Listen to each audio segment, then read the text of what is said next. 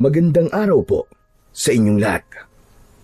Ang kwentong inyong mapapakinggan ay tungkol sa isang barbero na si Renato na matagal nang may pagnanais na makilala sa kanilang lugar, gaya ng mahusay na manunugis na si Samson. Nang dumating ang taggutom sa kanilang baryo, ay may misteryosong nilalang ang namahagi ng pagkain sa mga tao at sinabi ni Renato na siya ang namimigay ng pagkain kahit wala namang yung katotohanan. Dahil sa pagsisinungaling na yon ni Renato, ay nagalit sa kanya ang engkantong totoong namimigay ng pagkain sa kanilang baryo. Isang responsibilidad ang ibinigay sa kanya ng engkanto, at ang responsibilidad na yon ay ang palayain ang kanilang baryo mula sa takot sa mga aswang gamit ang mahiwagang gunting at labaha.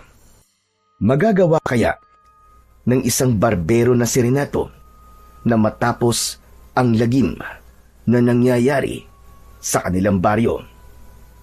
Ngunit bago po ang lahat, huwag po nating kalimutang mag-subscribe at i-hit ang notification bell sa aking YouTube channel na The Voice Addict at Apong Isaac, para sa mas marami pang makapigil hiningang kwentong aswang at katatakutan mula sa mundo ng kababalaghan. Umpisahan na po natin ang kwento. Mag-isa na sa buhay ang binatang si Renato dahil simula nang mamatay ang kanyang mga magulang ay umalis na ang dalawa pa niyang kapatid sa bahay nila upang makipagsapalaran sa Maynila. Ipinagpatuloy niya ang barberya ng kanyang ama upang hindi mamatay ang legasiya nito at para hindi masayang ang pwesto na nasa harapan ng kanilang bahay. Nag-iisang barbero si Renato sa kanilang baryo, kaya lahat ng tao roon, babae man o lalaki, ay sa kanya nagpapagupit. Isang hapon, nakaupo si Renato sa loob ng kanyang barberya. Inip na siya dahil simula umaga ay isa pa lang ang nagpagupit sa kanya. Maya-maya pa ay bumukas ang pinto at pumasok ang isang payat na lalaki. Matangkad ito at may kulang na ngipin sa unahan. Agad itong umupo sa inuupuan ng mga ginugupitan ni Renato. Anak ng, ikaw lang pala yan, Bugoy. Akala ko kung sino na. Hihi. Akala mo ba si Ronnie Ricketts? Hindi ako yun. Si Bugoy lang to, no? Oo, Ronnie. Ronnie Cricket. Ikaw talaga, oo. Okay lang. Hindi naman ako nasaktan kasi hindi ko naman alam kung anong itsura ni Cricket. Ano ba kasing ginagawa mo rito, ha, Bugoy? Magbira ka, oh.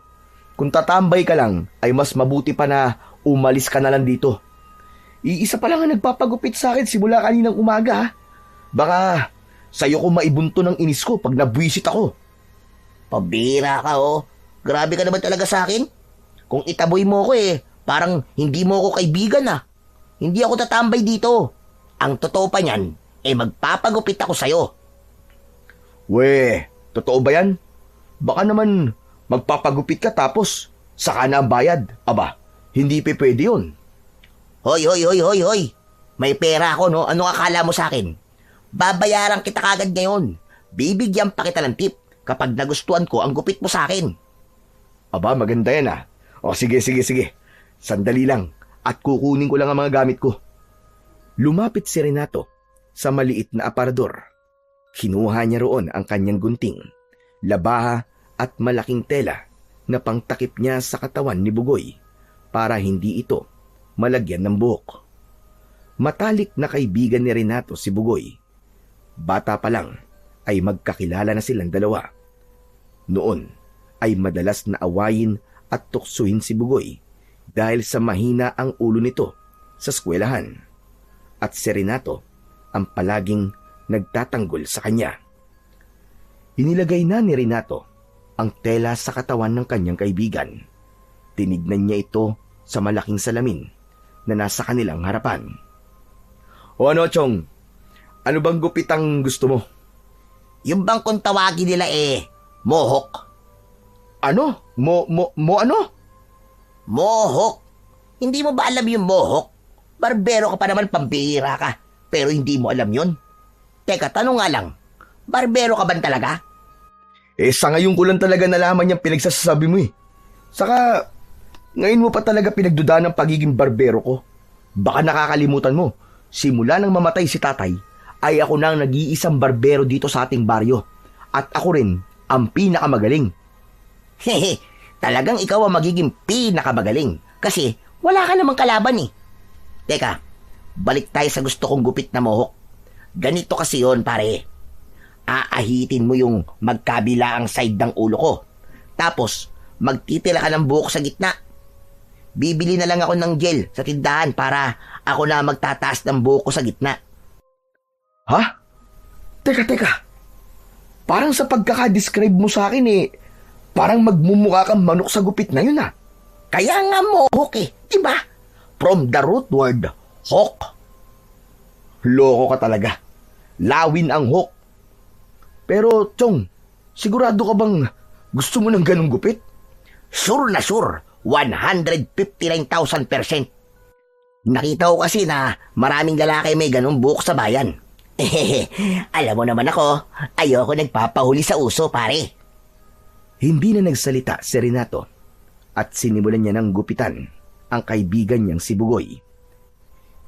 Hindi na siya gaanong nahirapan sa gustong gupit ng kanyang kaibigan. Habang ginugupitan niya si Bugoy, ay muli itong nagsalita. Ay, oo nga pala, Chong. Alam mo ba kanina na pinagkakaguluhan na naman ng mga tao sina Samson at yung tatay niya? Aba, nakapatay na naman pala sila ng aswang kagabi. Napakagaling talaga ng manunugis na mag-amang yon. Sus! Nagagalingan ka na ron. Puro mahihinang aswang lang naman ang napapatay nila. Alam mo, hindi mauubos ang aswang dito hanggat hindi napapatay ang pinuno ng mga pesting yon. Siguro naman hinahanap na nila yon kung sino man yung pinuno na sinasabi mo. Pero hindi pa nila nahahanap sa ngayon. Saka, mas mabuti nang may napapatay silang aswang kaysa naman sa wala. Alam mo, habang dumadami ang napapatay nilang aswang, ay mas lalo lang silang yayabang na mag-ama. Lalo na yung Samson na yon. Sos, akala mo kung sinong gwapo. Lahat na yata ng babae dito sa atin gustong gawing nobya Kulang na lang, pati matandang dalaga at mga byuda ay patulan niya. Napansin ni Renato sa salamin ang pagngisi ng kaibigan niyang si Bugoy na parang may gusto itong sabihin pero hindi nito masabi. Oh, bakit nakangisi ka ng ganyan? Mukha kang aso Okay lang, cute kaya mga aso. Pero Chong, bakit parang sa todo ng pananalita mo para bang may inggit ka? At kanina naman ako may inggit kay Samson? Sos! Kung siya lang ang kaiinggitan ko, kahit wag na. Baka naman kaya ka nagmamaasim dahil nung sabay niyong niligawan ni Samson si Donna si Samson ang sinagot ni Donna at hindi ikaw. Paano hindi sasagutin ni Donna si Samson? Kinausap ako nun ni Samson. Nagmakaawa siya sa akin na ipaubaya ko na sa kanya si Donna. Aba syempre, maawain ako. Kaya nagpaubaya na lang ako. Totoo ba yan o kwentong barbero lang? Tignan mo tong taon to. Syempre totoo. Kailan ba ako nagkwento sa'yo ng hindi totoo? Saka, wala na akong pagmamaasim na nararamdaman Kasi hindi rin naman nagkatuluyan sina Donna at Samson O, tignan mo. Nasaan ba si Donna ngayon? Hindi ba't nasa Maynila na siya? At ang bali-balita pa, may asawa ng foreigner. Kumibit-balikat na lamang si Bugoy, habang si Renato naman ay pasimpleng tinignan ang reaksyon ng kaibigan kung naniwala ba ito sa sinabi niya tungkol sa nangyari sa panliligaw niya kay Donna dati. Hindi kasi totoo na nakiusap sa kanya si Samson. Walang nangyaring ganun.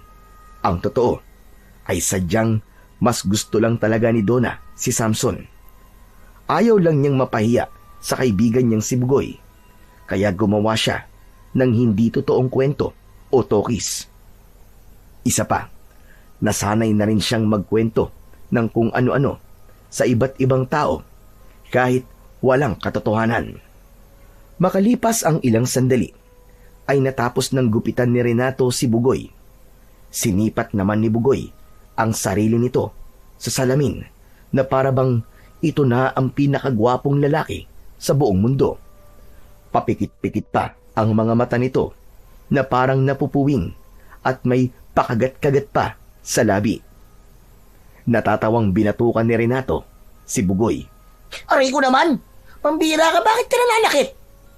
Paano? Mukha kang timang dyan sa harap ng salamin Ano ba nangyayari sa'yo? At may papikit-pikit ka pang nalalaman. Para ka napuwing Pambihira ka naman. Dinadama ko lang naman ang kagwapuan ko. Napakagaling mo talagang barbero, Renato. Nakuha mo yung gusto kong gupit. Sigurado ako na magkakaroon na ako ng girlfriend sa gupit kong to. Tapos, duda ka pa sa akin kanina. Pero, alam mo, Chong, hindi ko talaga trip yung mohok-mohok na yan Tari na lang ang kulang sa'yo Pwede ka nang isabak sa derby. Sos, wag mo ngang ibuntun sa akin yung pagiging maasim mo kay Samson. Aminin mo na kasi, Chong. May inggit ka sa kanya kasi hindi mo kayang makipagbakbakan sa mga aswang. Bakit naman ako maiinggit kay Samson? Napakadali lang makipaglaban sa mga aswang, no? Para ka lang niyang gumagawa ng gawaing bahay. Kayo lang tong masyadong panatiko ni Samson at ng tatay niya. Nagulat si Renato at Bugoy nang biglang bumukas ang pinto at pumasok si Samson. Matangkad si Samson at malaki ang katawan.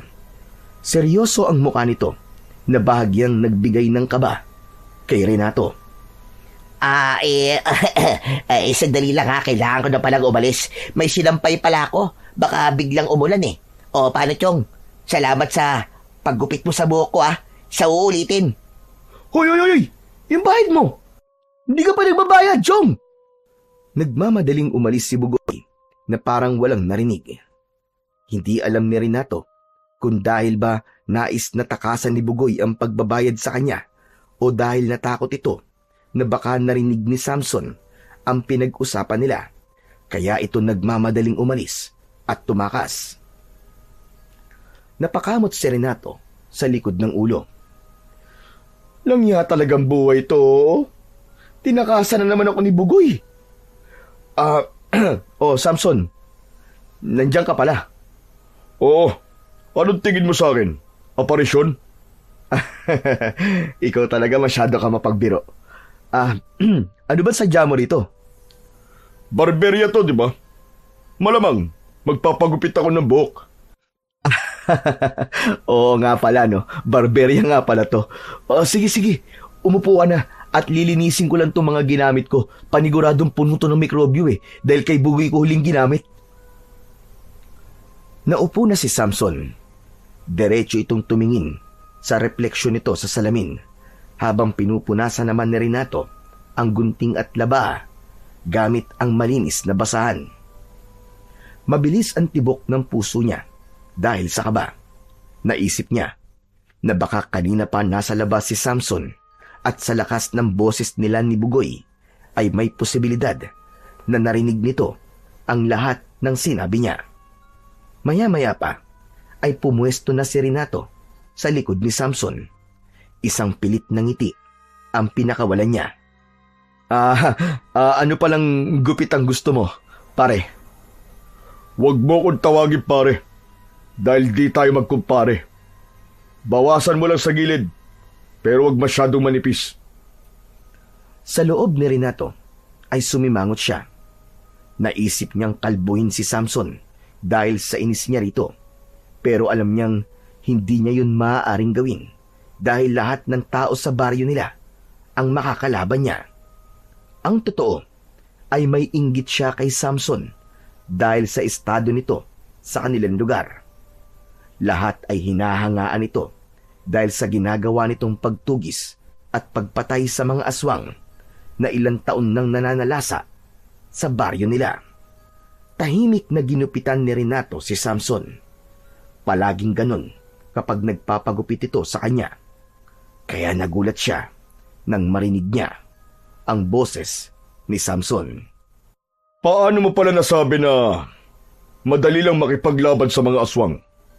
At talagang ikinumpara mo pa to sa gawaing bahay? Wala yun. Nagbibiruan lang kami kanina ni Bugoy. Kung ano man ang mga narinig mo, huwag mo nang seryosohin. Sabi nga, ang biro ay kalahating totoo. Ibig sabihin, kahit pabiro mong sinabi yun, ay may parte nun ng totoo para sa'yo. Kaya sagutin mo ang tanong ko, Renato. Paano mo nasabing madali ang ginagawa namin ng tatay ko? Hindi nakapagsalita si Renato. Pakiramdam niya ay isa siyang daga na nasukol ng napakalaking pusa. Umurong ang dila niya at nanlamig ang kanyang buong katawan. Ang akala ni Renato ay tapos na si Samson dahil hindi niya na ito sinagot, pero tuloy pa rin ito sa pagsasalita. Kung para sa'yo, ay madali ang pakikipaglaban sa aswang at para lang itong gawaing bahay, bakit hindi mo subukan makipaglaban sa kanila? Hindi mo ba alam na sa bawat laban ay sinusugal namin ng tatay ko ang aming mga buhay? Araw-araw kami nagsasanay at tumutuklas ng iba't ibang paraan upang mas madali silang mapatay. At ipapaalala ko lang sa'yo na wala kaming nakukuwang bayad dito. Bukal sa aming puso na protekta ng baryong to sa mga aswang. At kasama ka sa pinoprotektahan namin, Renato. Kaya hindi ko nagustuhan ang mga sinabi mo tungkol sa amin ng tatay ko at sa ginagawa namin. Pasensya ka na talaga, Samson, ha. Biruan lang talaga yung mga narinig mo kanina. Ang totoo nga niyan humahanga ako sa inyo ng tatay mo sa ginagawa niyong pakikipaglaban sa mga aswang Gusto ko nga na maging kagaya niyo Pero hindi paghanga nakikita ko sa mga mata mo, kundi inggit. Muling natigilan si Renato sa sinabi ni Samson at mas pinili na lang niyang wag magsalita dahil pakiramdam niya ay isa siyang sibuyas na ginigisa ni Samson. Binilisan niya na ang paggupit sa buhok ni Samson at nang matapos na siya ay umalis na si Samson matapos nitong makapagbayad. Doon lang nakahinga ng maayos si Samson. Ngunit sa kabila ng mga sinabi ni Samson sa kanya, ay hindi pa rin nagbago ang tingin niya rito na napakayabang nitong tao. Isang umaga, habang nagbubukas ng barberya si Renato, ay napansin niya na nagtatakbuhan ng mga tao sa iisang direksyon. Napakunot-noo siya habang pinapanood ang mga yon. Hanggang sa nakita niya ang kaibigan niyang si Bugoy na tumatakbo rin. Hinarang niya si Bugoy. Teka, Chong! Ano nangyayari? Bakit ka nagtatakbuhan? May namimigay ba ng ayuda? Chong, may napatay na naman kasing aswang si Samson at ang tatay niyang si Ramon. Ang sabi, manananggal daw. Tara, tignan natin, sumama ka. Hindi pa ako nakakakita ng manananggal Manananggal lang? Hindi ka pa nakakakita? Pambira tong taong to. Ako, nakakita na ng manananggal nung buntis si nanay sa bunso kong kapatid. Ako pa nga nagtaboy. Sinabuyan ko lang ng asin yung manananggal. Tapos, hinanap ko yung kalahating katawan niya. Binudburan ko ng asin yung kalahati ng katawan ng manananggal. Tapos ano, Chong?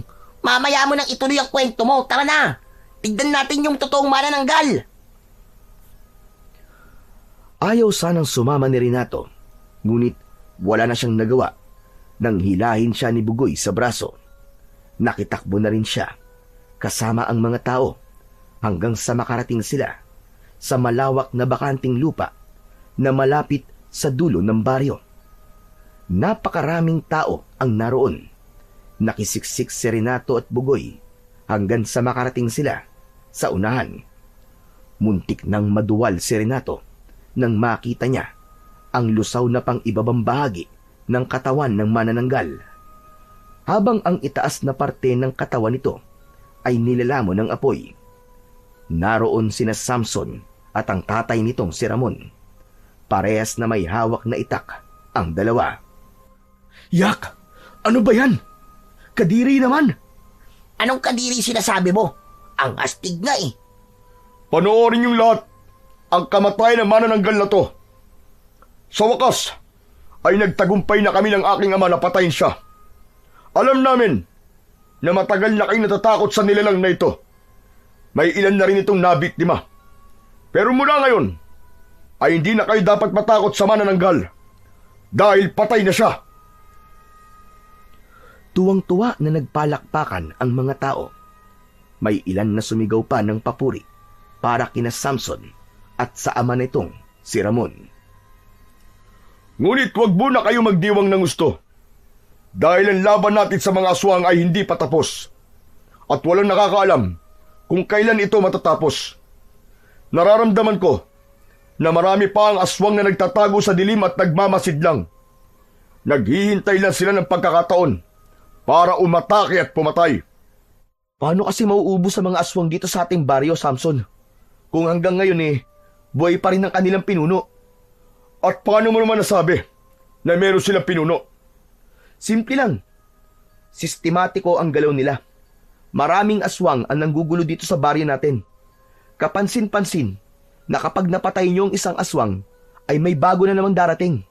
Tapos, kapag napatay niyo na yung bago, ay may darating na namang bago. Hindi niyo ba napapansin yun, Samson?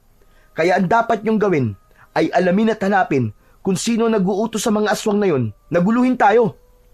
Inuutusan mo ba kami sa dapat namin gawin? Ipapaalala ko lang ulit sa'yo na hindi nyo kami binabayaran.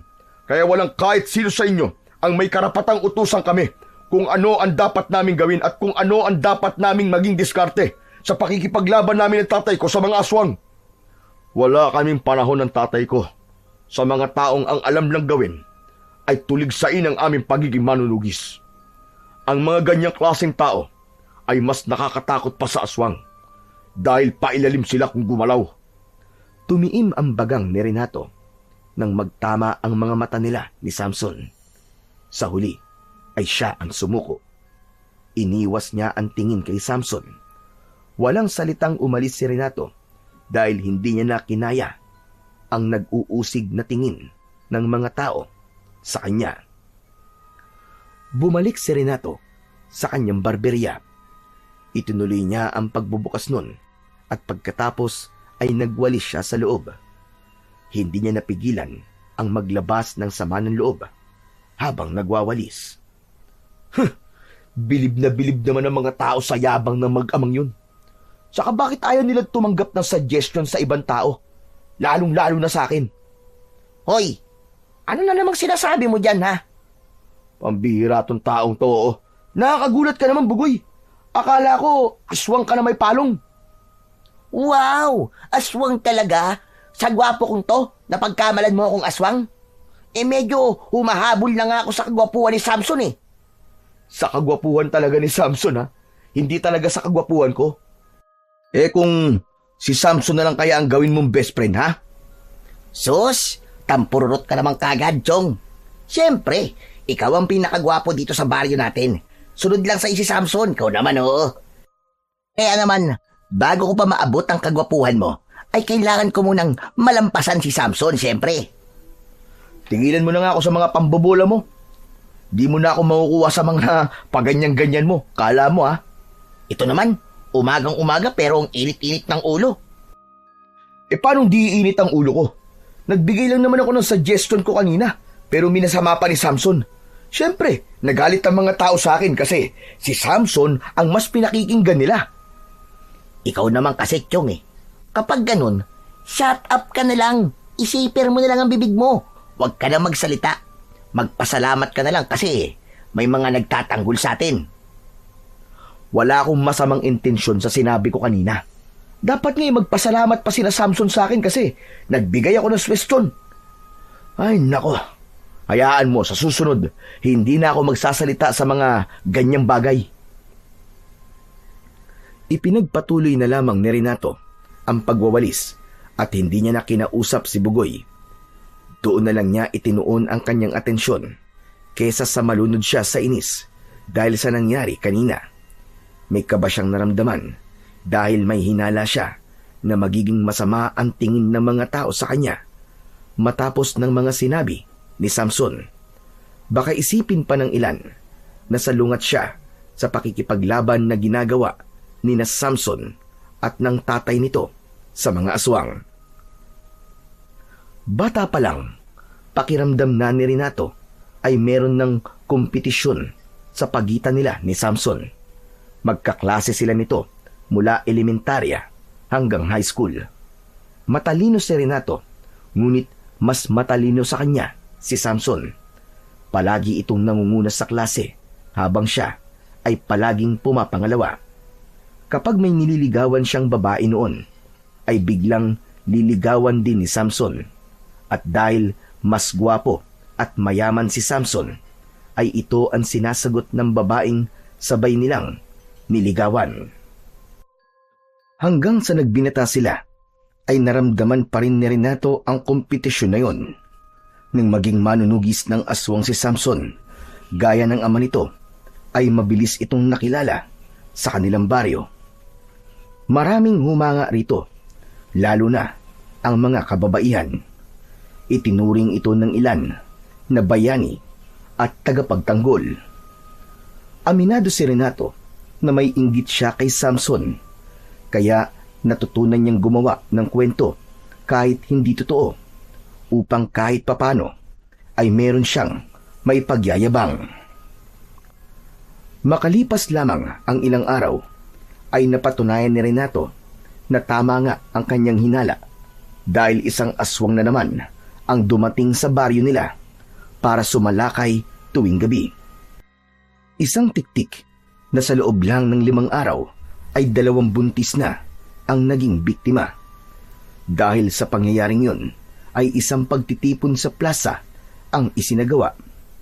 Naroon ng kanilang kapitan at hindi rin pwedeng mawala sina Samson at ang ama nito na si Ramon. Ngayon pa lang, ay humihingi na kami ng kapatawaran sa inyong lahat ng aking tatay dahil hindi namin nagawang protekta ng 2 buntis at ang sanggol na kanilang dinadala mula sa tiktik na ngayon ay umaatake sa ating baryo. Nakikiramay kami sa pamilya ng mga biktima ng tiktik. Ngunit makakaasa kayong lahat na hindi magtatagal ay mapapatay din namin ang tiktik na yon. Basta bigyan nyo lang kami ng panahon. Hindi na tinapos ni Renato ang sasabihin ni Samson at umalis na siya. Habang naglalakad, ay narinig niya ang pagtawag sa kanya ng kaibigan niyang si Bugoy. Huminto siya upang hintayin ang kanyang kaibigan. Chong! Mukhang tama ka nga. Ilang araw lang matapos mapatay ni Samson yung manananggal, ay may tiktik naman dito sa atin. O diba? Tama ako. Ayaw lang kasing maniwala sa akin ni na Samson na dapat ay ang pinuno ng mga aswang ang tugisin nila. Hindi yung parang naghihintay lang sila ng bagong aswang na darating tapos papatay nila, tapos maghihintay ulit sila ng panibagong aswang na sasalakay. Kaya nga, Chong parang wala nang katapusan ng pag-atake ng iba't ibang klaseng aswang dito sa baryo natin. Paano kung mapagod na sila Samson at ang tatay niya sa pakikipaglaban? Sino na ang magtatanggol sa ating lahat, di ba? Ang problema kasi sa mga tao rito sa atin, masyado na silang umaasa sa mag-amang yun pagdating sa pakikipaglaban sa mga aswang. Masyado na silang sinasamba. Sus, kung makapagsalita ka naman, parang may alam ka sa pakikipaglaban sa mga aswang. Aba Bugoy, hindi mo na itatanong. Marunong akong makipaglaban sa mga aswang. Bakit hindi mo tulungan sila Samson? Wala akong balak na tulungan na mayabang yun, no? Saka, baka ako na ang hangaan ng mga tao kapag ipinakita ko sa kanila ang galing ko sa pakikipaglaban sa mga aswang. Mamaya niyan mainggit pa sa akin si Samson Mas gusto ko pa rin ang tahimik na buhay. Yung nakakapaglakad ako nang hindi iniistorbo ng mga taong iniidolo ko. Kaya, hinahayaan ko na lang na sina Samson na makipaglaban sa mga aswang para naman maramdaman nila kung paano maging sikat. Pero alam mo, Chong, sa tingin ko, hindi lang ang mga aswang na yan ang dapat na pinagtutuunan natin ng pansin Bakit naman? May iba pa bang problema dito sa baryo natin? Meron. Alam mo bang napeste yung mga palayan dito noong nakaraang araw? Tapos, yung taniman ng gulay ni Mang Ambo ay bigla na lamang nabulok. Grabe nga eh. Nakapokus kasi ang mga tao sa aswang. Kaya hindi nila napapansin na baka may taggutom nang dumating dito sa baryo natin. Aba, malaking problema nga yan, Chong ha. Dapat yan ang pagtuunan ng pansin ni na Kapitan ngayon. Maaring hindi nga tayo mamatay dahil sa mga aswang, pero mamamatay naman tayo dahil sa gutom. Sa paglipas ng mga araw, ay unti-unti nang naramdaman ng mga tao sa baryong yun ang problemang sinabi ni Bugoy kay Renato. Sumakto pa na tag-araw, kaya bihira ang dating ng ulan. Natuyo ang lupa at nahirapan ang mga magsasaka. Hindi lang ang mga pananim ang naapektuhan, kundi maging ang mga alagang hayop gaya ng baboy at manok. Nagkasakit ang mga yun at nangamatay. Tila may isang sumpa ang bigla na lamang dumapo sa baryo. Labis na nabahala si Renato sa mga nangyayari, lalo na nang dumating sa punto na kinailangan na nilang bumili ng bigas, gulay at karne sa ibang baryo. Hindi lahat ay may kakayahan na bumili dahil marami sa tao roon ay walang pera. Mas mahal kasi ang pagkain kung sa ibang baryo sila bibili. Maging ang negosyo ni Renato ay apektado. Mangilan-ngilan na lang ang nagpapagupit sa kanya dahil imbis na ipagpagupit ang pera ng mga tao, ay ipambibili na lang nila ng pagkain. Isang umaga, nakaupo si Renato sa labas ng kanyang barberya. Hawak niya ang isang abaniko at malakas na pinapaypayan ang sarili. Matindi ang init ng araw ng mga oras na yon, gaya ng mga nakalipas na araw. Maya-maya pa ay dumating si Bugoy. Umupo ito sa tabi niya at biglang inagaw ang kanyang pamaypay. Hoy! Akin na nga yan!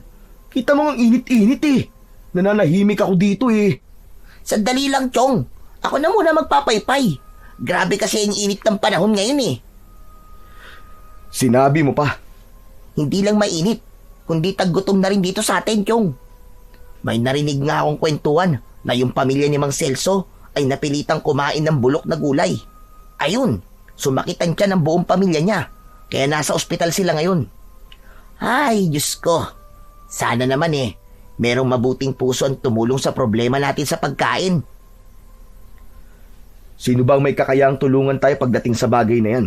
Hindi ba't sina Samson? Oo nga Sila lang ang mayaman dito sa atin. Ang laki-laki ng bahay nila. Saka narinig ko na noon pa man ay sa bayan na sila bumibili ng kanilang pagkain. Siguro naman tutulungan din nila tayo. Kung tutulong sila, dapat ay ginawa na nila dati pa.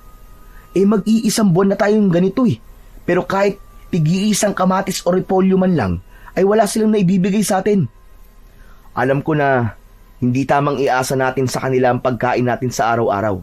Pero yung kahit sana magatid sila ng bigas sa mga tao rito ay malaking bagay na, lalo na't silang may kakayang tumulong. Kaya naman mayaman yung sina Samson nakahukay sila na napakaraming ginto sa lupa dito sa ating baryo. Ang dami mo naman kagad sinabi, Chong. Hindi halatang galit ka kina Samson no? Pero malay mo naman, itutulong din sila. Hintayin na lang natin. Duda si Renato na tutulong sina Samson sa mga tao dahil alam niya na sa pagtugis ng mga aswang ang atensyon ng mga ito. Naisip ni Renato na sana ay siya na lang ang biniyayaan ng Diyos ng yaman na meron sina Samson.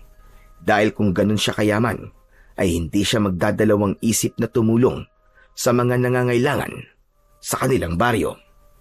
Hanggang isang araw, habang naglalakad si Renato sa labas upang magtungo sa bahay ni Bugoy, ay narinig niya ang usapan ng dalawang babae sa gilid ng daan. Ayon sa isang babae, ay may nakita ito na mga sariwang gulay at prutas sa labas ng pinto ng bahay nito nang magising ito kaninang umaga. Sabi ng isang babae ay ganun din ito at ilan pa sa mga bahay doon ay nakatanggap din ng gulay at prutas. Ipinagpatuloy ni Renato ang paglalakad hanggang makarating na siya sa bahay ni Nabugoy, naabutan niya ang kaibigan na nakahiga sa duyan sa labas ng bahay nito. Hanep ah, sarap buhay ah, pahaya-hayahay na lang ah. Ano pa ba ang dapat gawin kapag walang pasok sa trabaho? Eh di magpahinga. O ikaw, anong ginagawa mo rito, Chong? Nagsarado muna ako ng barbershop. Wala naman nagpapagupit eh. Saka magpapahinga na din muna ako. Matumal yata ang barberya mo ah. Sinabi mo pa. Buti na nga lang eh, may mga suki ako sa ibang baryo eh. Dahil kung puro taga rito sa atin na magpapagupit sa akin, aba, baka mamatay ako ng dilat sa gutom. Alam mo naman, imbis na gastusin na lang nila sa pagpapagupit sa akin, eh bibili na lang nila ng pagkain. Ay, talaga naman. Kailan kaya matatapos ang taggutom sa baryo to? Ay oo nga pala, Chong, maiba ako. Alam mo na ba yung tungkol sa mga taong nakatanggap ng gulay at prutas kaninang umaga? Bumangon si Bugoy sa pagkakahiga sa duyan. Umupo ito at hindi makapaniwalang napatingin kay Renato. Talaga? Kanino mo nalaman yan? Dun sa dalawang babae na nag-uusap kanina. Base pa nga sa narinig ko eh, marami-rami yatang nakatanggap ng mga sariwang gulay at prutas eh. Kung ganun, hindi lang pala kami nakatanggap ng mga gulay at prutas kaninang umaga. Alam mo kasi, Chong, paggising ni nanay kaninang umaga, may nakita siya mga gulay at prutas sa labas ng pinto namin. Sino naman kayang gagawa nun? Hindi kaya sina Samson at Ramon? Baka tumutulong na sila sa atin? Nako, imposible. Kung sila ang may gawa nun, eh hindi sila patagong tutulong. Sa pagkakakilala ko sa mag-amang yun eh. Baka nga, lagyan pa nila ng pangalan nilang bawat prutas at gulay para malaman ng mga tao na sa kanila galing yun. Sa bagay, tama ka. Pero, sino naman kaya ang nagbigay ng mga prutas at gulay sa mga tao rito sa atin? Maging si Renato ay napaisip kung sino ang tumulong sa mga tao sa kanilang baryo. Sa nangyayaring taggutom sa lugar nila, kahit ilang pirasong gulay at prutas ay napakalaking bagay para sa kanila. Simula noon ay halos araw-araw nang may nakikitang mga sariwang prutas at gulay ang bawat tao sa harap ng kanilang bahay. May mangga, saging, kamatis, pechay, at iba pang mga ani na tila sariwa pa mula sa taniman. Walang nakakakita kung sino ang nag-iiwan ng mga yon. Hindi rin nila alam kung saan nanggagaling ang mga yon, lalo na't tagtuyot at halos walang taniman na nabubuhay sa baryo. Sa kabila ng gutom at hirap, muling nabuhay ang pag-asa ng mga tao dahil sa mahiwagang biyayang dumarating sa kanila tuwing umaga.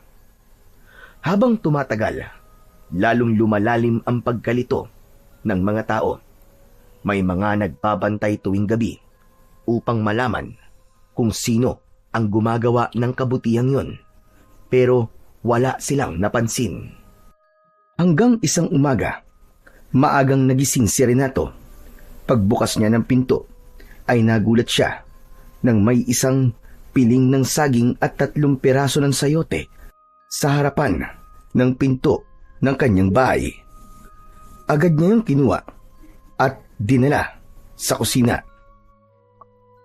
Kung sino ka man na nagbibigay nito sa amin, sana'y pagpalain ka palalo ng Diyos. Pero sana sa susunod, dagdagan mo naman ang binibigay mo sa akin kasi isang araw lang tatagal ang mga to sa akin eh. Lumabas si Renato ng kanilang bahay. Napansin niya na sa labas ng pinto ng kapitbahay niya ay merong mga hinog na mangga, pechay at kamatis. Wow! Parang ang sarap ng mangga. Ano kaya kung kumuha ko ng isa? Sandaling nagdalawang isip si Renato. Nung una ay pinigilan niya ang kanyang sarili dahil alam niyang pagnanakaw ang kanyang gagawin. Ngunit sa huli ay nanaig ang kagustuhan niya na makakain ng hinog na mangga. Kaya nagmamadali siyang naglakad papunta sa bahay na yon. Kukuha sana siya ng isang piraso ng mangga nang biglang bumukas ang pinto ng bahay at bumungad sa kanya ang matandang babae na nakatira doon. Napahinto si Renato habang ang matandang babae ay nagulat.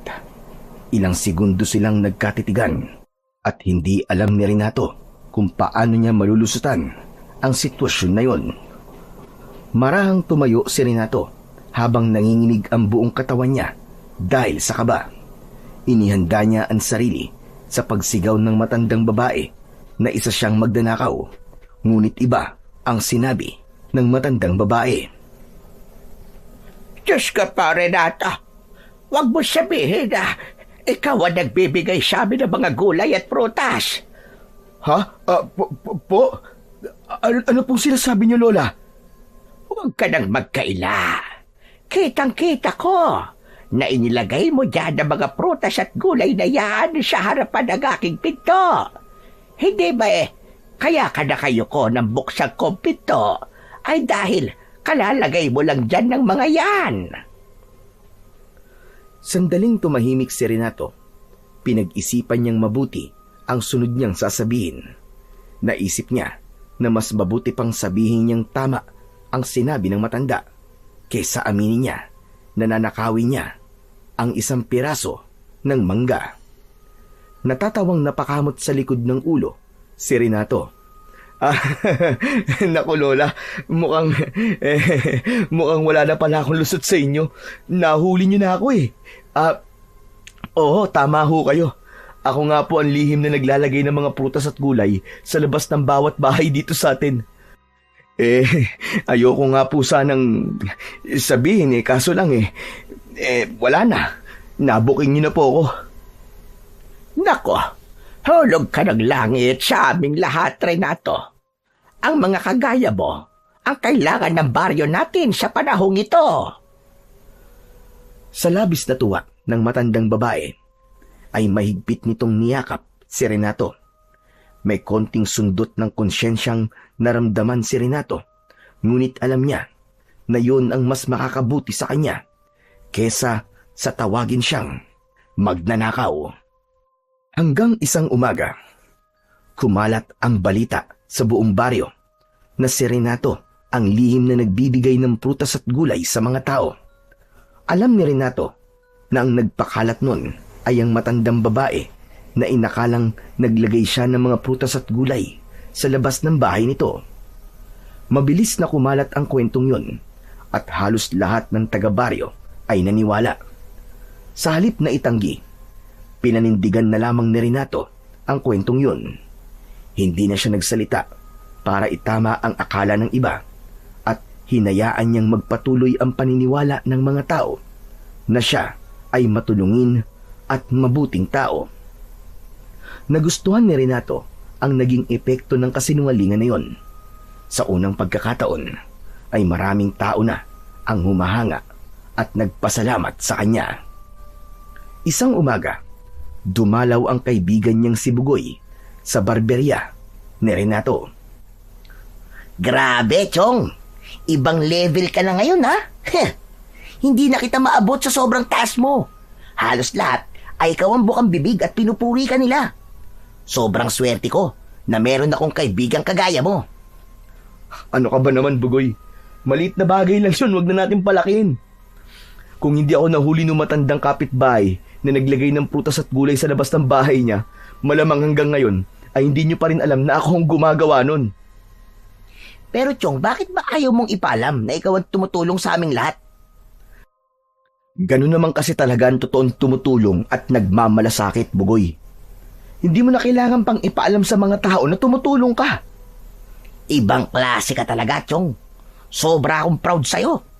Palagi kong ipinagmamalaki na bispring kita Sigurado ako, Chong, na lahat ng tumuligsa sa'yo nung nagbigay ka ng Swiss chon kina Samson ay umurong na mga dida. Pero Chong, may tanong ako sa'yo. Paano ka nakapagbibigay ng ganong karaming prutas at gulay? Saan ka kumukuha ng mga yon? Binibili ko. So madaling araw ako umaalis para bumili sa iba't ibang baryo. Tapos pagbalik ko rito ay ipinabimigay ko na kagad habang tulog kayong lahat. Malaki-laking pera din ang nagagastos mo dun, ha? Saan ka kumukuha ng perang pambili ng mga yon? Nagulat sina Renato at Bugoy. nang biglang pumasok si Samson. Oo nga naman, Renato. Saan ka kumukuha ng perang pambili ng mga prutas at gulay na ipinamimigay mo? Kahit ako nihihiwagaan sa bagay na yun eh. Kaming dalawa lang ni Bugoy ang nag-uusap, kaya huwag kang makisali, Samson. Parehas lang kami ng tanong ni Bugoy. Kaya sagutin mo na lang. May ipon ako at yun ang ginagastos ko pambili ng mga gulay at prutas. Kung ganun, siguro milyones na ang ipon mo para meron kang maibigay araw-araw na prutas at gulay. Paano ka magkakaroon ng ganong kalaking pera? Gayong hindi naman masyadong malakas tong barberya mo. Lalo na sa sitwasyon ng baryo natin ngayon. Teka, sandali nga, Samson. Bakit pinakikialaman mo ba ako? Bakit? Hindi mo ba matanggap na hindi lang kayo ng tatay mo ang sikat at hinahangaan dito sa baryo natin? Bakit hindi na lang kayo tumulong sa mga tao? Gaya ng ginagawa ko. Total marami rin naman kayong pera. Hindi pa ba pagtulong para sa'yo ang pagtugis namin sa mga aswang? Maliit na bagay ba yung para sa'yo? Pero alam mo, Renato, duda talaga ako kung paano mo nagagawa ang tumulong ng ganon. Ano bang gusto mong palabasin, ha? Sabihin mo na nga ng diretso. Ang dami mong pampaligoy-ligoy. Basta, siguro malalaman ko rin ang totoo sa tamang panahon. Magpapagupit sana ako sa'yo ngayon, pero sa ibang araw na lang pala. Mukhang hindi maganda ang timpla mo Baka mapagdiskitahan mo pa ang buhok ko. Isang nakakalokong ngisi ang iniwan ni Samson bago ito umalis. Napahawak si Renato sa kanyang dibdib dahil sobrang lakas ng kabog ng puso niya. Labis siyang kinabahan sa mga sinabi ni Samson sa kanya na parabang gagawa ito ng paraan upang malaman ito ang buong katotohanan. Chong, wag mo nalang pansinin ang mga sinabi ni Samson. Halatang inggit lang yun sa'yo kasi tama naman ang sinabi mo na gusto niya ay sila lang ng tatay niya ang hinahangaan dito. Hindi ko naman talaga iniintindihan sinabi ng mokong na yun Bugoy, okay lang ba na umalis ka muna? Magsasarado kasi muna ako ng barberye. Biglang sumama ang pakiramdam ko dahil sa mokong na yun. Teka, okay ka lang ba, Chong? Baka kailangan mong dalhin sa ospital? Pambira, ospital ka naman kaagad. Magpapahinga lang ako. Sige na, umalis ka na muna. Kumibit balikat na lamang si Bugoy at saka ito umalis. Nang mag-isa na lang si Renato, ay nag-isip siya ng dapat niyang gawin. Alam niyang hindi dapat ipagsawalang bahala ang mga sinabi ni Samson. Anak ng teteng, oo. Nalintikan na. Paano kung mag-imbestiga si Samson at malaman niya na hindi ako talagang namimigay ng mga gulay at prutas? Siguradong magagalit ang mga tao sa akin kasi nagsinungaling ako sa kanila. Saka, paano kung magpakilala na yung totoong namimigay ng prutas at gulay? Nakaw, patay ako pag nangyari yun. Naisip ni Renato na aminin na lang sa lahat ang totoo. Pero bigla niyang binawi ang desisyon na yun at inisip niya na saka na lang niya lulusutan ang problemang yun kapag nangyari na. Nagdesisyon siyang sulitin na lang ang pasasalamat at papuri ng mga tao habang hindi pa nalalaman ng mga ito ang buong katotohanan. Inalis na muna ni Renato ang iniisip niyang yun. Nagsarado muna siya ng barberya at nagtungo sa kanyang kwarto upang matulog. Hindi alam ni Renato kung gaano siya katagal na nakatulog, pero nang magising siya ay madilim na ang paligid. Pupungas-pungas siyang bumangon at binuksan niya ang ilaw. Paglabas niya ng kwarto ay may narinig siyang kumakatok sa pinto. Ay nako, sino kaya to? Baka magpapagupit. Aba, gabing-gabi na. Pagbukas ni Renato ng pinto ay nagulat siya nang may nakita siyang mga prutas at gulay sa harapan ng pintuan. Nakita niya ang isang matangkad na lalaki na naglalakad palayo at agad niyang naramdaman na yun ang nag-iwan ng mga yun. Nagkaroon siya ng kagustuhang malaman kung sino ang lalaking yun, kaya hinabol niya ito. Hoy! Teka, sandali lang! Sandali, tumigil ka muna! Hindi pinakinggan ng lalaki si Renato. Patuloy lang yun sa paglalakad. Labis na nagtaka si Renato dahil kahit tumatakbo siya at naglalakad ang lalaki, ay hindi pa rin niya yun maabutan. Sinundan pa rin ni Renato ang lalaki hanggang sa makarating na sila sa kagubatan. Kahit pagod na, ay hindi pa rin siya huminto. Tutal ay sinimulan niya ng habulin ang lalaking pinaghihinalaan niyang tumutulong sa kanila. Hanggang sa isang kisap mata ay naglaho ang lalaking sinusundan ni Renato. Napahinto si Renato sa pagtakbo. Kinusot niya ang kanyang mga mata, saka luminga sa paligid. Anak nang, saan siya nagpunta? Bakit ang bilis naman niyang nawala? O ba ang hinahanap mo? Isang malalim na boses ng lalaki ang narinig ni Renato sa likuran. Agad siyang lumingon at napasigaw siya nang makita ang itsura ng lalaki. Puro puti ang mata nito at napakaputi ng balat. Nakasuot ito ng puting tela na sumasayaw sa hangin ang laylayan. Ang pinaka nagdala ng takot kay Renato ay nang makita niyang hindi nakasayad sa lupa ang mga paa ng lalaki. Umatras si Renato at natisod siya sa isang nakausbong na ugat ng puno. Napaupo siya at doon na nagsimulang lumapit ang mahiwagang lalaki sa kanya. Huwag! Huwag, teka! Huwag kang lalapit! Parang awa mo na! Huwag mo akong sasaktan! Bakit tila ikaw ay takot na takot sa akin? May nagawa ka bang pagkakasala sa akin?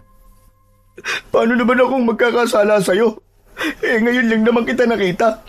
Sa kahit sinong tao naman na makakita sa'yo Talagang matatakot Iba man ako sa isang normal na tao, ay hindi dapat ako katakutan. Ang mga taong kagaya mo, Renato, ang dapat katakutan dahil kaya mo magsinungaling para sa pansarili mong kapakanan. Nanlaki ang mga mata ni Renato sa sinabing yun ng lumulutang na lalaki. Isang bagay ang agad na pumasok sa kanyang isip. Sandali! Paano mo nalaman ang pangalan ko? Huwag mong sabihin na tama ang hinala ko. Na ako ang nagbibigay ng gulay at prutas sa mga tao sa inyong baryo? Oo, tama ka. Ako nga. At kung paano ko nalaman ang iyong pangalan, yun ay dahil alam ko na ang lahat ng nangyayari sa inyong baryo. Upang hindi ka na magtanong pa, ay hayaan mong ipakilala ko ang aking sarili. Ako si Agani, isa kong engkanto na naninirahan sa kagubatang ito. Ikinalulungkot ko ang taggutom na nangyayari sa inyong baryo ngayon. Kaya hindi ko napigilan ang aking sarili na kayo ay tulungan. Ngunit hindi ko inakala na ang ginagawa kong pagtulong ay aangkinin ng isang sinungaling na kagaya mo. Ang dapat sa tulad mo ay pinaparusahan. Bumangon si Renato at lumuhod sa harapan ni Agani. Sigurado siya na nagsasabi ito ng totoo na isa itong engkanto base sa itsura nito. Patawarin mo ko. Patawarin mo ako, Agani. Hindi ko nauulitin ang ginawa ko. Ang totoo hindi naman ako may kasalanan nun kundi yung matandang babae na inakalang ako nagbibigay ng mga gulay at prutas. Siya nagbigay sa akin ng ideya na magsinungaling. Siya dapat mong parusahan at hindi ako. Ngunit may pagkakataon kang itama ang kanyang mali. Pero hindi mo ginawa. Isang malaking kalapastanganan ang ginawa mo sa aking kabutihan at kapangyarihan. Kaya isang kaparusahan ang ipapataw ko sa iyo. Ikaw ay magiging ahas, nagagapang sa lupa at katatakutan ng mga tao, Renato. Ano? Bakit sa dinami-rami ba naman ng hayop ahas pa? Pwede bang ibon na lang? Gaya ng agila, para makalipad ako. Alam mo pangarap ko talaga noon na makalipad Manahimik ka. Wala kang karapatan na piliin ang iyong kapalaran sa pagkakataong ito. Ang mga kagaya kong engkanto ay tumutulong sa mga tao na walang hinihinging kapalit at hindi rin namin inaasam na kami ay inyong purihin at pasalamatan. Kaya hindi ko lubos matanggap ang pag-ako mo sa isang bagay na hindi mo naman ginawa. Itinaas ni Agani ang isa nitong kamay. Unti-unting may nabuong puting liwanag sa kamay ni Agani. Nang hilakbot si Renato, kailanman ay hindi niya pinangarap na maging isang ahas. Nang dahil sa labis na takot, ay hindi na niya napigilan ng pag-iyak. Yumuko siya habang nakaluhod at kulang na lang ay halikan niya ang lupa. Parang awa mo na! Parang awa mo na, Agani! Huwag mo akong parusahan! Naiintindihan ko nararamdaman mong galit sa akin ngayon dahil mali talaga ang aking ginawa. Pero may malalim na dahilan kung bakit ko yung ginawa, Agani. Maniwala ka sa akin. Patawarin mo na ako.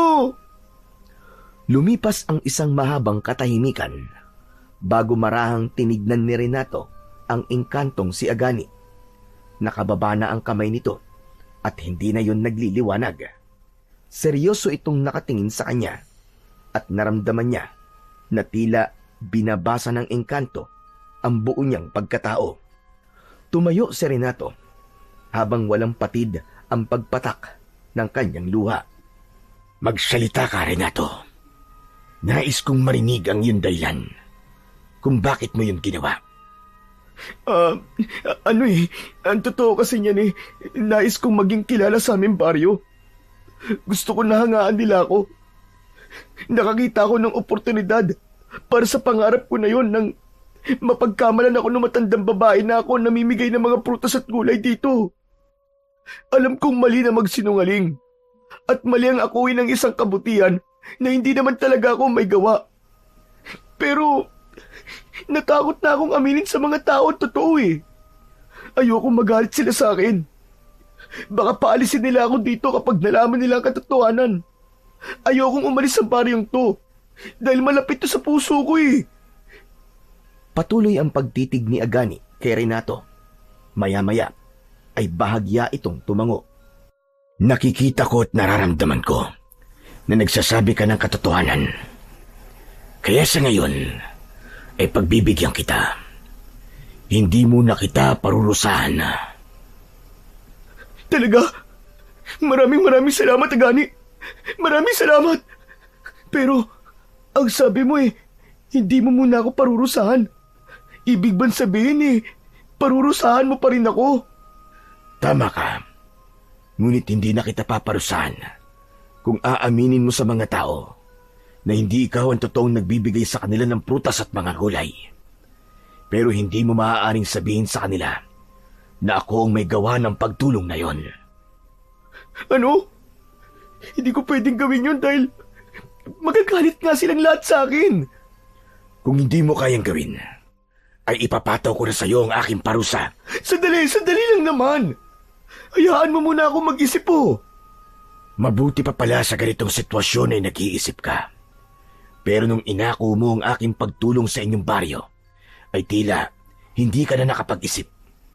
Nais kong aminin mo na ang totoo sa lahat upang makita ko kung ikaw nga ba ay karapat-dapat. Karapat-dapat? Para saan? Karapat-dapat para sa isang gantimpala. Gantimpala? Anong klaseng gantimpala, Agani? Ginto ba yan? Maraming ginto? Higit pa sa ginto, ang gantimpalang aking tinutukoy, Renato. Nanlaki ang mga mata ni Renato sa sinabing yun ni Agani. Para sa kanya, ay malaki ang pagbabagong magagawa ng mga ginto sa kanyang buhay. Ngunit dahil sa sinabi ni Agani, na higit pa sa ginto ang gantimpalang maaari niyang makuha kapag ginawa niya ang gusto nito, ay naisip niya na baka isang mahiwagang bagay na magbibigay sa kanya ng walang hanggang kayamanan o pera ang ipagkakaloob sa kanya ni Agani. Kanina ka patahimik, Renato. Siguro naman ay nakapag-isip ka na. Oo, nakapag-desisyon na ako, Agani. Gagawin ko na ang gusto mo. Gagawin ko na. Aaminin ko na sa mga tao ang totoo. Pero tama ba ang aking pagkakaintindi?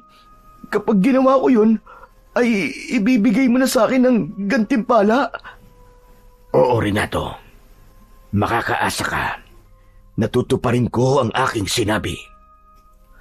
Nagulat si Renato nang biglang naglaho si Agani. Binalot yun ng puting liwanag at sa isang kisap mata ay nawala yun sa kanyang harapan. Totoo nga! Isa nga siyang engkanto! Nagmamadaling lumabas ng gubat si Renato. Habang naglalakad siya pabalik sa bahay niya, ay nag-isip na siya kung paano niya sasabihin sa mga tao ang katotohanan. Kinabukasan ay nagtungo si Renato sa bahay ng kanilang kapitan. Hiningi niya ang tulong nito upang tipunin ang mga tao sa plaza mamayang hapon. Hindi niya sinabi sa kapitan kung para saan ang bagay na yun, pero ipinaalam niya na may importante siyang sasabihin. Nangako ang kanilang kapitan na uutusan nito ang mga tanod na magbahay-bahay upang sabihin sa mga tao na magtipon sa plaza. Habang naghihintay ng oras si Renato sa kanyang bahay, ay kinakabahan siya. Inisip na niya ang lahat ng hindi magagandang resulta ng gagawin niya upang hindi na siya mabigla sa mga mangyayari matapos ang kanyang gagawing pag-amin. Inisip na lang niya ang gantimpalang ibibigay sa kanya ni Agani kapag nagawa na niya ang bagay na yon. Sumapit na ang hapon. Naglakas loob si Renato na magtungo sa plaza. Mas lalo siyang kinabahan dahil sa dami ng taong naroon. Umakyat siya sa maliit na entablado. Nakita niya na nasa unahan sina Samson, si Ramon at ang kaibigan niyang si Bugoy na halatang excited sa kung ano ang kanyang sasabihin. Malalim na huminga si Renato bago siya nagsimulang magsalita. Nilakasan niya ang kanyang boses upang marinig siya ng lahat. Magandang hapon po sa inyong lahat. Pasensya na po kayo kung naabala ko po kayo, lalo na't alam ko po na marami po sa inyo ay may ginagawa sa kani-kanilang mga bahay. Mangyaring importante lang po talaga ang aking sasabihin sa inyong lahat. Pwede bang diretsuhin mo na kami, Renato? Sabihin mo na kung ano sasabihin mo. Pwede bang matuto ka maghintay, Samson? Hindi ba pwedeng hayaan mo akong sabihin ang gusto kong sabihin? Hindi na sumagot si Samson, pero nanatili ang matalim nitong tingin kay Renato. Inalis ni Renato ang tingin kay Samson at nagpatuloy siya sa pagsasalita. Mga kababaryo, ang akin pong sasabihin ay tungkol po sa mga prutas at gulay na natatanggap nyo tuwing umaga. Ang totoo po kasi niyan ay hindi po galing sa akin ng mga yon. Patawarin niyo po ako kung nagsinungaling po ako sa inyong lahat. Sa kagustuhan ko pong hangaan niyo ako at purihin, ay nagawa ko po ang pagsisinungaling na yon. At kung tatanungin niyo naman po ako kung sino ang totoong nagbibigay, hindi ko po masasagot dahil hindi ko rin po alam kung sino po ang nagbibigay sa atin ng mga prutas at gulay. Kung ganon, tama nga ang aking hinala. Hindi ikaw nagbibigay ng pagkain na yon. Halata namang hindi mo kaya mamigay ng pagkain dahil ikaw mismo ay hirap sa buhay. Umugong ang bulungan ng mga tao. Halos lumubog na si Renato sa kinatatayuan dahil sa masamang tingin sa kanya ng lahat. May mga narinig siya na nagsabi na napakayabang niya at ubod siya ng sinungaling. Hindi na niya kinaya ang lahat kaya nagmamadali siyang bumaba ng entablado at patakbong umalis sa plaza.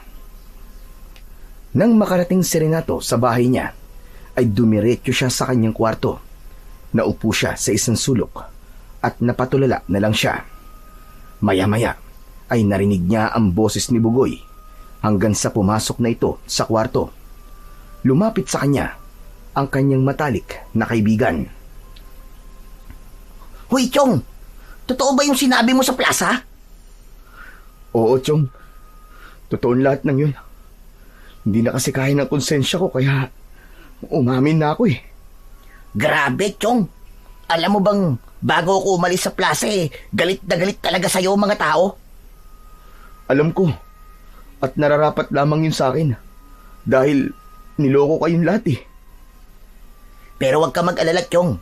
Kasi naiintindihan ko kung bakit mo yung ginawa. Nabwisit ka na sa kayabangan ni Samson.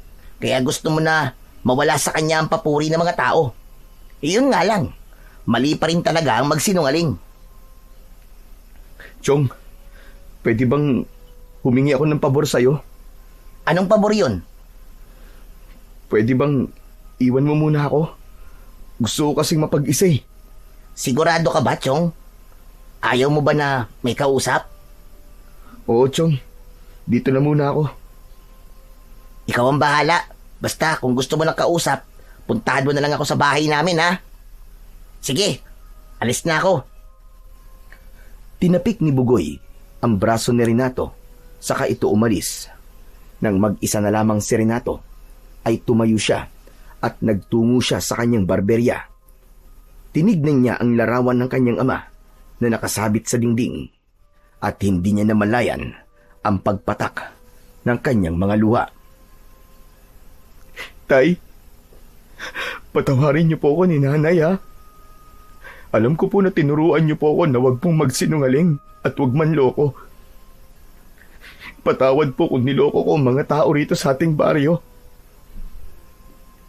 Hindi ko po alam ang ginagawa ko. Patawad po. Habang nakatingin si Renato sa larawan ng tatay niya, ay may liwanag na sumibol sa kanyang likuran. Pagharap niya roon, nandun na si Agani.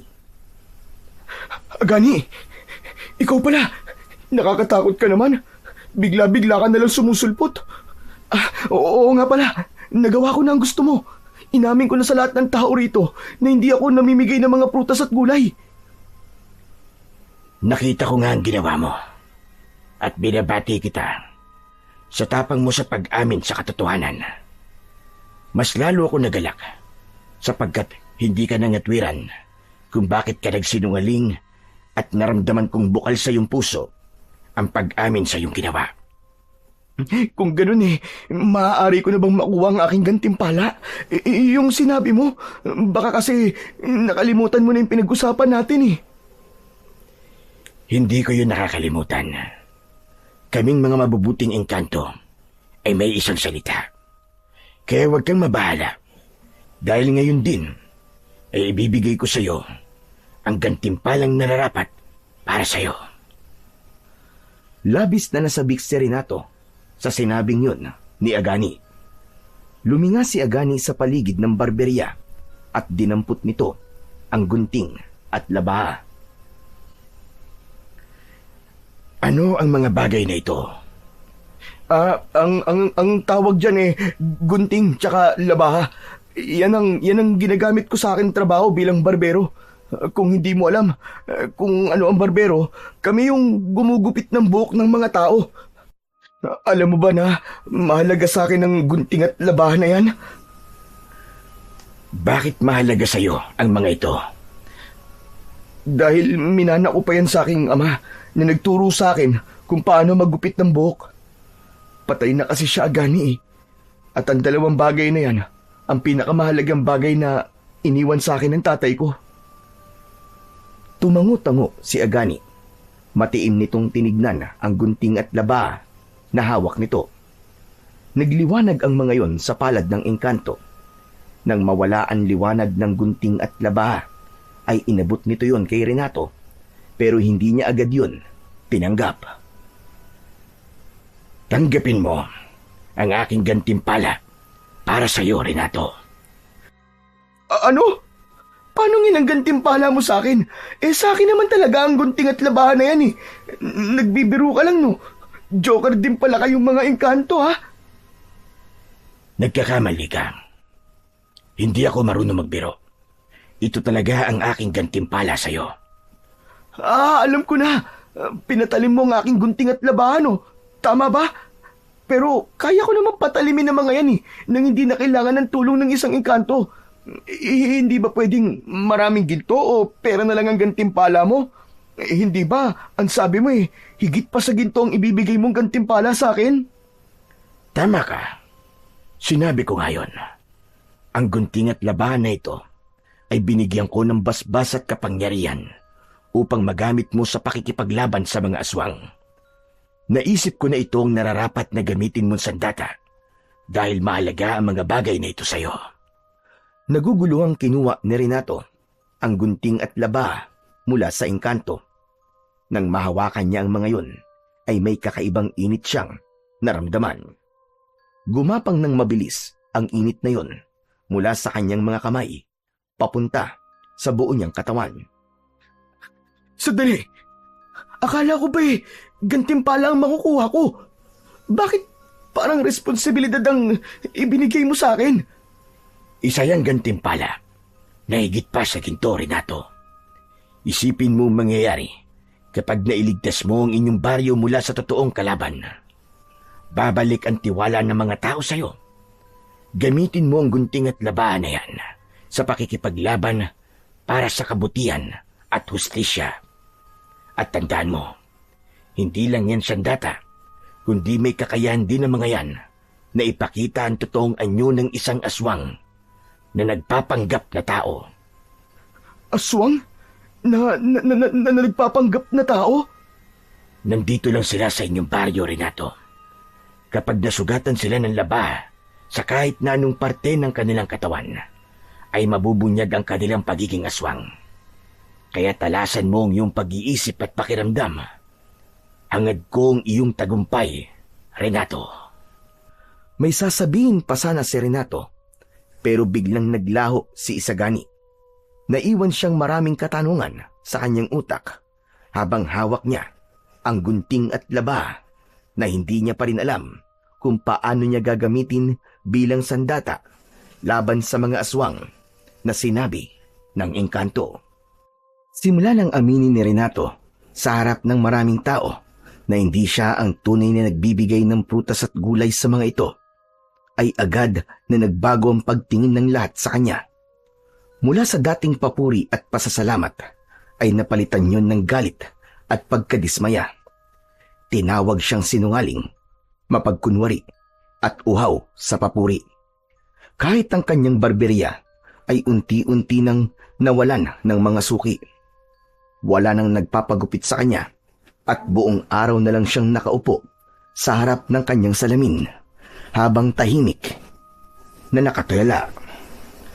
Ngunit sa kabila ng lahat ng nangyari, may isang taong nanatiling hindi nagbago ng pakikitungo sa kanya. Walang iba kundi ang matalik niyang kaibigan na si Bugoy. Nanatili itong kaibigan para kay Renato kahit pa nilalayuan na siya ng lahat. Araw-araw itong dumadaan sa barberya niya para kumustahin si Renato. Ipinakita ni Bugoy sa kanya na hindi siya nito iniwanan o iiwasan kahit may pagkakamali siyang nagawa, lalo na't naiintindihan nito kung bakit niya yon nagawa. Isang hapon, habang nasa barberya si Renato, ay hawak niya ang gunting at laba na sinabi ni Agani na binigyan ito ng kapangyarihan. Ano kayang kapangyarihan ang sinasabi ni Agani na meron kayo? Para lang naman kayong mga normal na gunting at labahay. Nagulat si Renato nang bumukas ang pinto. Inakala niya na may magpapagupit sa kanya, kaya agad siyang ngumiti. Pero agad na nawala ang ngiti niya nang malaman niyang si Samson ang dumating. Sarado ako ngayon. Bumalik ka na lang sa ibang araw. Wala ako rito para magpagupit. Gusto ko lang na malaman kung totoo nga ang sabi-sabi na wala na nagpapagupit sa'yo. Sa tingin ko mukhang totoo nga. Malinis ang sahig mo Walang nakakalat na buhok. Ibig sabihin, simula kaninang umaga ay wala pang nagpapagupit sa'yo. Sandali lang, Samson. Nandito ka ba para maliitin ako? Pwede ba umalis ka na lang? Ang asikasuhin mo ay kung paano mapapatay ng tatay mo yung tik-tik. Dahil kagabi, muntik nang mabiktima ng tik-tik na yun ng kapitbahay kong buntis. Masyado pang maaga para manugis ng aswang. Siguro naman ramdam mo na ang resulta ng panloloko mo sa mga tao. Wala talagang mabuting maidudulot ang pagsisinungaling. Pinagsisisihan ko ng ginawa ko. At hanggang ngayon ay pinagsisisihan ko pa rin. Hindi mo na kailangang ipalala sa akin ang pagkakamali ko dahil hindi ko yun nakakalimutan. Kaya pwede ba, Samson? Sige na, umalis ka na. Ngumisi ng nakakaloko si Samson, saka yun umalis. Malalim na huminga si Renato. Alam niya na labis na natutuwa si Samson sa pagtrato ng mga tao sa kanya at naiinis siya sapagkat pakiramdam niya ay muli na naman siyang natalo ni Samson sa pagkakataon na yon. Pagsapit ng gabi ay hindi makatulog si Renato. Bumangon siya at nagtungo siya sa kanyang barberya. Umupo lang siya ron at tinignan ang sarili sa harap ng salamin. Maya-maya pa ay napapitlag siya nang may narinig siyang sigaw ng isang babae sa hindi kalayuan. Teka, tama ba naririnig ko? Parang sigaw yun ng kapitbahay kong buntis ah. Sumilip si Renato sa labas mula sa pinto.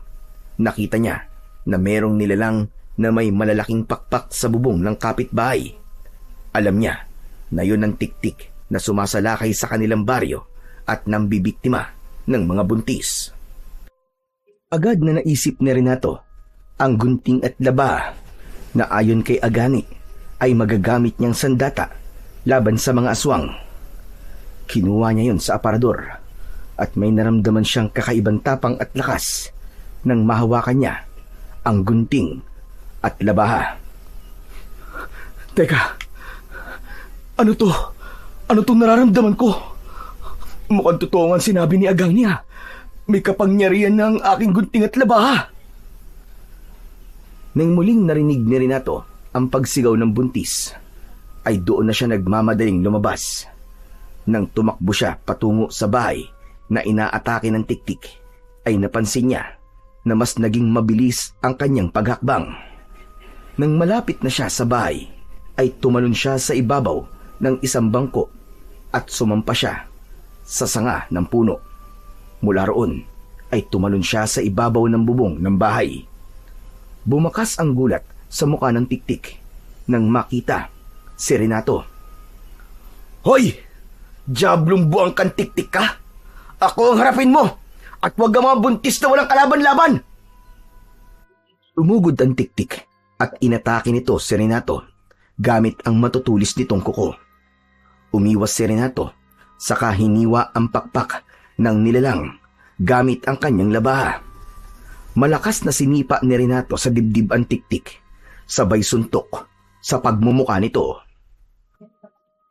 Hindi na niya pinatagal ang laban at itinarak na niya ang gunting sa mismong dibdib ng tiktik, diretso sa puso nito. Sinundan niya yon ng paglaslas sa leeg nito gamit ang napakatalim niyang labaha. Nang matumba ang tiktik ay nahulog yun mula sa bubong. Malakas na bumagsak ang katawan nito sa lupa. Tumalon si Renato mula sa bubong.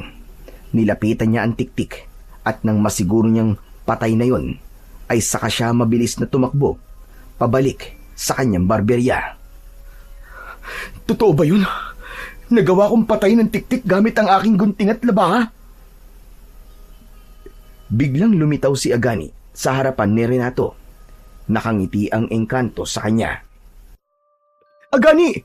Mabuti't nagpakita ka sa akin. Totoo nga sinabi mo. May kapangyarihan ng ang aking gunting at labaha. Hindi ko alam pero habang hawak ko ang mga to ay parang naging malakas ako at mabilis. Sinabi ko naman sa'yo na hindi ako nagbibiro sa akin sinabi. Binabati kita dahil nagawa mong patayin ang nilalang na yon. Maraming salamat, Agani. Sigurado ako na dahil sa ginawa ko na yon ay babalik na ang tiwala ng mga tao sa akin. Hindi na nila ako kamumuhian dahil nakatulong na talaga ako sa kanila. At sa pagkakataon na to, hindi ko na kailangan magsinungaling. Nang sandaling yon, ay labis ang kasiyahan sa puso ni Renato. Hindi niya akalain na ganun pala kasarap sa pakiramdam ang magligtas ng buhay ng isang tao. Kinabukasan ay maagang nagising si Renato.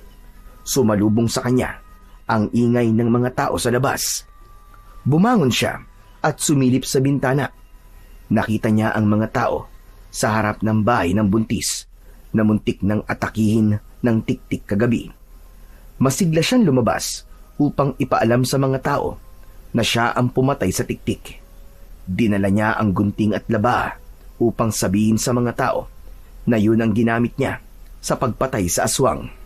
Pero nagulat siya nang makita si Samson na nakatayo sa tabi ng bangkay ng tiktik at ito ang pinupuri ng mga tao.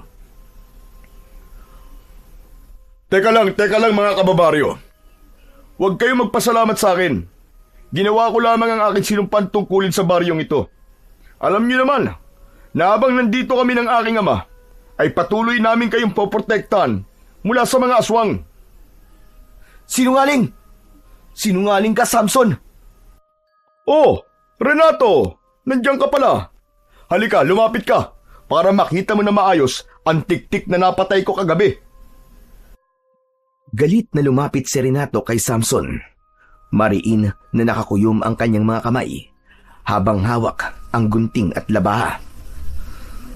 Akala ko ay ako lang sinungaling sa ating dalawa. Ikaw rin pala. Hindi ikaw ang pumatay sa tiktik na yan. Aba, Renato, mukhang kulang ka pa sa tulog dahil kung ano-ano ang lumalabas sa bibig mo eh. Wala nang ibang maaaring pumatay sa mga aswang sa baryong to, kundi tanging kami lang ng aking ama. Kaya kahit walang nakakita kung paano ko pinatay ang tiktik na yan kagabi, ay alam ng mga tao na ako at ang tatay ko ang gumawa niyan. Sige nga, kung hindi kami ng ama ko ang pumatay sa tiktik, sino ang pumatay dyan?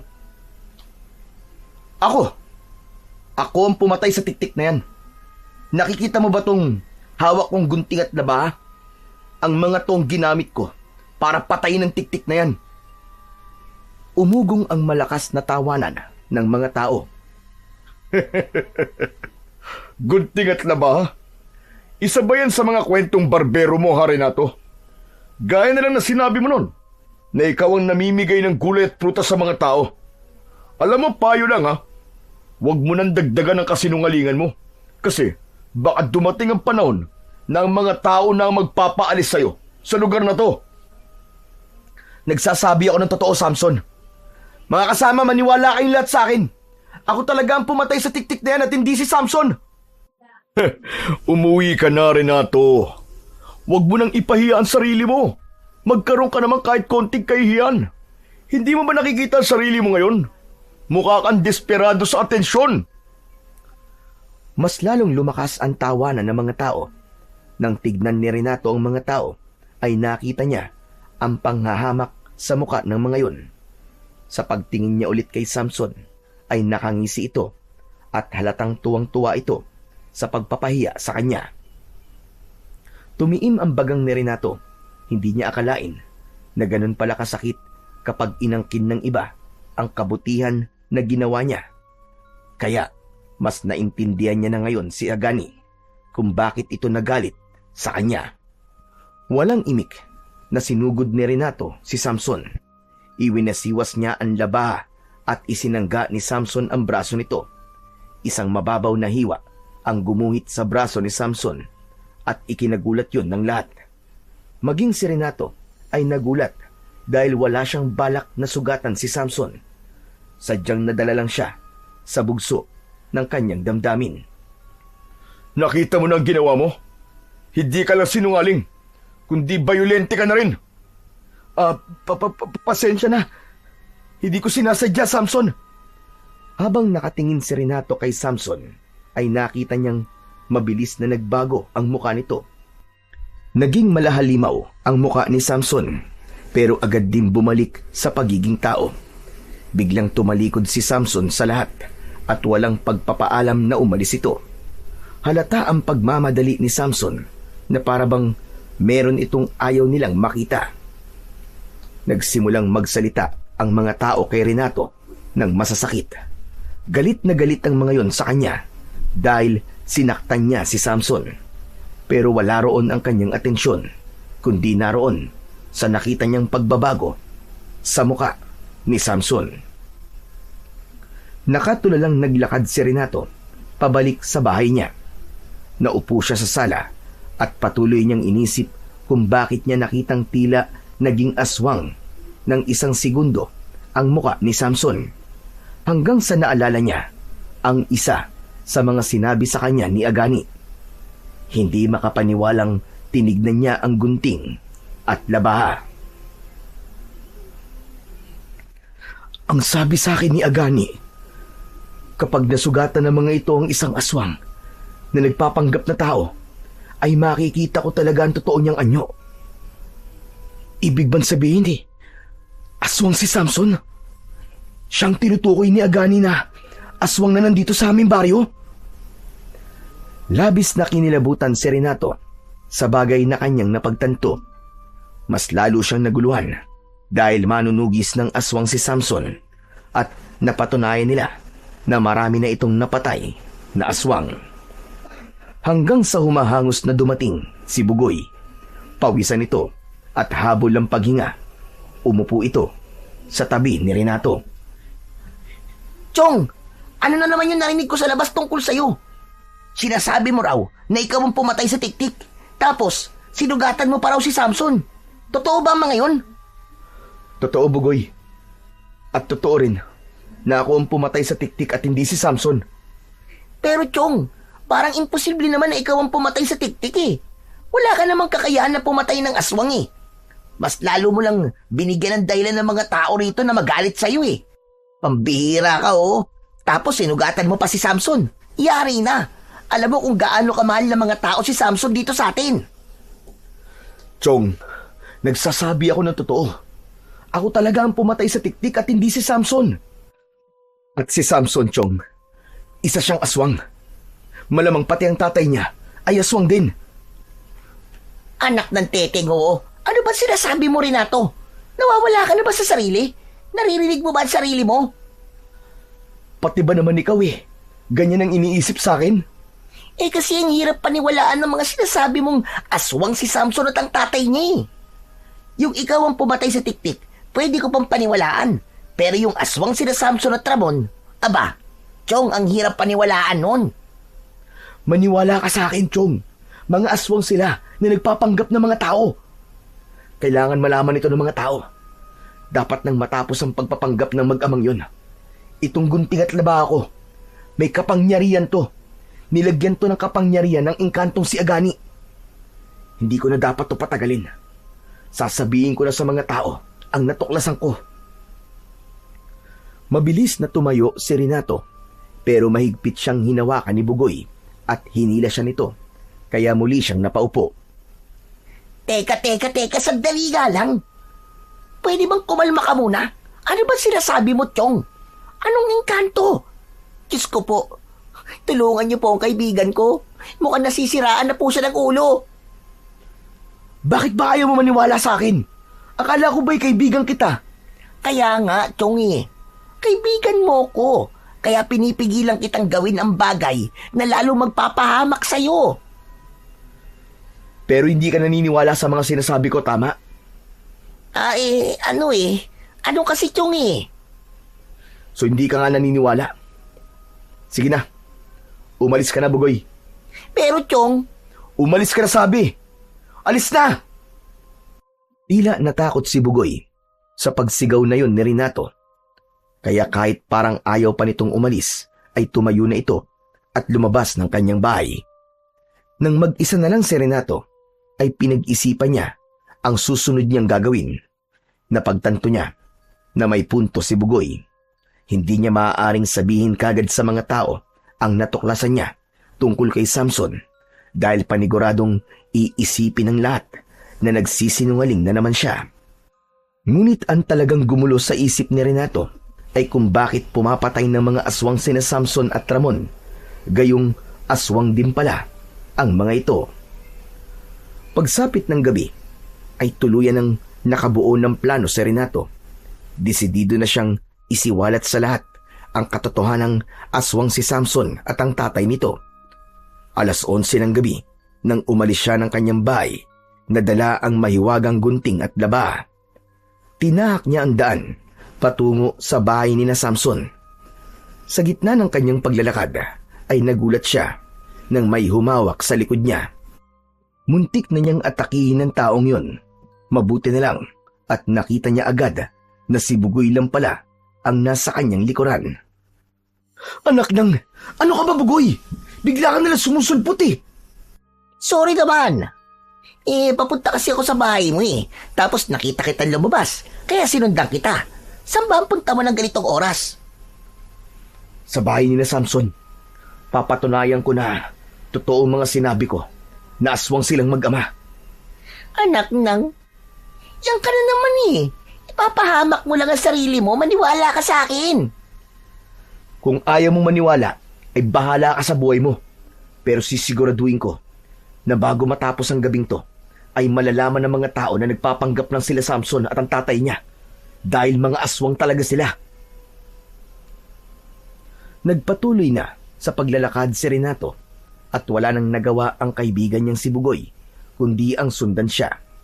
Nang makarating sila sa harapan ng malaking bahay ni na Samson ay inakyat nila ang mataas na gate. Tahimik silang naglakad papunta sa mismong bahay ni na Samson at nang may nakita si Renato na bukas na bintana ay sumilip siya roon habang nasa tabi niya si Bugoy. Mula roon ay nakita ni Renato si Samson. Nakausap ang tatay nito sa sala. Magiging malaking problema natin si Renato, tatay. Sa tingin ko, ay nakita niya ang aking anyong aswang kaninang umaga. Hindi ko alam kung paano yun nangyari. Ngunit nang masugatan ako ng labahan niya, ay hindi ko napigilan ang pagpapalit ko ng anyo. Mabuti na lang at mabilis akong nakaalis. Pero wala kayong dapat na ipag-alala. Sigurado ako na kahit na anong sabihin ni Renato sa mga tao, ay hindi siya paniniwalaan dahil ang tingin sa kanya ng lahat ay sinungaling. Maaari pang paalisin na siya ng mga tao rito habang tayong dalawa naman ay mananatili sa baryong to at patuloy na aakalain ng lahat na tayo ang kanilang tagapagtanggol. Hindi na nagawang pigilan ni Renato ang sarili nang marinig niya mula sa bibig ni Samson ang katotohanan. Pumasok siya mula sa bintana at nagulat sina Samson at Ramon. Sinasabi ko na nga be, mga aswang kayo, mga mapagpanggap. Sisiguraduhin kong malalaman ng mga tao ang katotohanan tungkol sa inyong dalawa. Sa una ay nagulat sina Samson, pero ilang sandali lang ay malakas itong tumawa. Sige, gawin mo yan, Renato. Sa tingin mo ba, ay may maniniwala pa sa'yo? Hindi ko sasabihin sa mga tao, kundi ipapakita ko sa lahat kung ano talaga kayo. Bakit nyo to ginagawa? Bakit nyo niloloko kaming lahat? Simple lang. Mga aswang kami, Renato. Nabubuhay kami para pumatay at kumain ng mga tao. Tutal, mamamatay ka na rin lang naman. Ay sasabihin ko na sa iyo ang totoo. Tama ang sinabi mo na may pinuno ang mga aswang na umaatake dito. Kami ng ama ko ang pinuno na sinasabi mo. Kinakailangan namin magsakripisyo ng mahihinang aswang na aming papatayin upang walang maghinala na kami ay mga aswang. Hinahayaan naming isipin ng mga tao na kami ay mga manunugis. Alam mo, madali namang lokohin kayong mga tao eh. Pinakitaan lang namin kayo ng konting kabutihan at Diyos na kagad ang tingin nyo sa amin. Mabuti naman at inamin mo na ang lahat. Pero hindi ako papayag na mapapatay nyo akong dalawa. Kung may mamamatay man dito ngayong gabi, ay kayo yun at hindi ako. Sa isang iglap ay nag-anyong aswang sina Samson at Ramon. Nagmistulang mga halimaw na gutom ang mag-ama, pero hindi nagpakita ng takot si Renato. Walang babala na sabay na sumugod ang dalawang aswang kay Renato. Unang lumundag si Ramon, habang si Samson naman ay tumakbo sa kaliwa ni Renato. Umikot si Renato at hinarang ang atake ni Ramon gamit ang gunting. Saka siya umilag sa matalim na kuko ni Samson. Nang muling umatake si Ramon, ay hiniwa niya ang braso nito gamit ang kanyang mahiwagan na ba na naging dahilan para mapasigaw ito. Kahit maliit na sugat lang yun, ay matindi ang sakit na nararamdaman ni Ramon na isang patunay na mahiwaga talaga at makapangyarihan ang sandatang hawak ni Renato. Ngunit mabilis na umatake si Ramon at nagawa nitong sugatan si Renato sa tiyan nito gamit ang mga kuko nito na matatalim. Habang nasa harapan ni Renato si Ramon, ay sinamantala niya ang pagkakataong yon upang isaksak ang gunting sa tapat mismo ng puso nito. Hinugot niya ang gunting at sunod niyang isinaksak yon sa leeg ni Ramon. Napaatras si Ramon at nang bumagsak ito sa sahig ay agad itong binawian ng buhay. Napaluhod si Samson sa tabi ng tatay nito. Unti-unting namuo ang galit sa mukha nito at nang tignan nito si Renato ay nag-aapoy sa galit ang mga mata nito. Pagsisisihan mo ang ginawa mong ito, Renato. Hindi kita mapapatawad sa pagpatay mo sa aking ama. Wala akong pinagsisisihan sa ginawa ko. Dapat lang yan sa kanya. Dahil sa dami ng pinatay niyo sa baryong to. At ikaw nang susunod sa tatay mong aswang. Tapusin na natin to, Samson! Marahang tumayo ang aswang na si Samson. Umalingaw-ngaw sa buong sala ang mababang ungol nito na kalaunan ay naging malakas na sigaw. Tumalon si Samson at sinugod si Renato ng buong bilis. Nagawa nitong suntukin si Renato sa dibdib at tumalsik siya sa dingding. Napaluhod si Renato, ngunit hindi niya binitiwan ang kanyang mga sandata.